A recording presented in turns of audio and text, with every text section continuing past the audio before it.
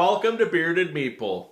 No word of a lie, folks. One night at games, I actually had a woman turn to me and say, they've dug up the computers and all the giants. And I was like, from underground? And she was like, well, where do you think? Truth is, she might have been right. Today, we're taking a look at a card game for 2 to 4 players, ages 13 plus, and it's going to play anywhere from 30 to 45 minutes. It's all about proving those crazy theories that go on in the world, and it's brought to us by Shoot Again Games. We're looking at conspiracy. Let's take a look at it. In the game, there are 9 different conspiracies. There are 5 cards in each set, and each conspiracy has an associated proof card. Except for Cold Fusion, every card has a different ability that will affect the game. And there's everything from Area 51 to the moon landing, they're cloning Hitler, even reptilian overlords. There is also 3 types of investigation cards and leaked file cards that are wild.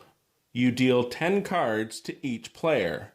The remainder of the deck, that is the unknown. The discard pile, those are the tabloids. On your turn, you will draw a card from either pile and add it to your hand. You may then play a conspiracy, strengthen other conspiracies already in play, and at the end of your turn, you must discard. The first player to reach 100 points accumulated through the conspiracies will trigger the game end. But there's more to the game than that because, hey, it is a conspiracy game. Each player must start their turn by drawing a card and has to end their turn with a discard. What happens in between, you have some options. A player may play 1 new conspiracy per turn. A conspiracy consists of 3 of the same cards, or 2 conspiracy cards and a proof card. As an action card, though, you can only play 1 per turn. Another option is to strengthen a conspiracy already in play. If you reveal a new conspiracy, you can only strengthen 1. If you don't reveal, you're able to strengthen 2 by playing additional cards on them, like such. And the ability will only trigger once per player's turn, regardless of how many cards are added to a particular conspiracy. After the current player has played, once they've discarded, if they have no more cards in hand, the current round will be over. Every other player still has to discard 1 more card though, and then you'll score for the round.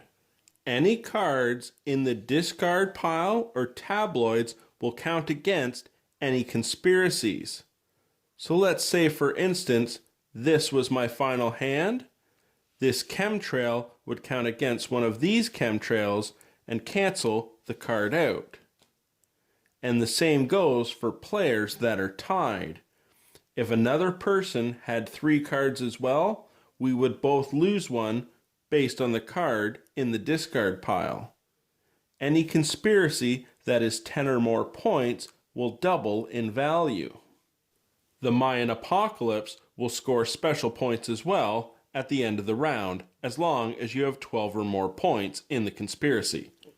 If no player has scored 100 points at the end of the round, the player with the highest score becomes the new dealer and play continues. And that, my friends, is conspiracy. At its core, it is a set collecting game, but it has some nice twists and a very unique theme, which I actually really enjoyed. You do have to strategize because you have to plan carefully when you want to bring out your conspiracies, when you want to strengthen, or even strengthen your opponent's conspiracies, which you can also do. Use the abilities wisely and plan your moves, because if you can go out and accumulate your points round after round, you'll win. Or maybe that's what they want you to think. I don't know. I hope you get a chance to check it out. I'll talk to you again soon.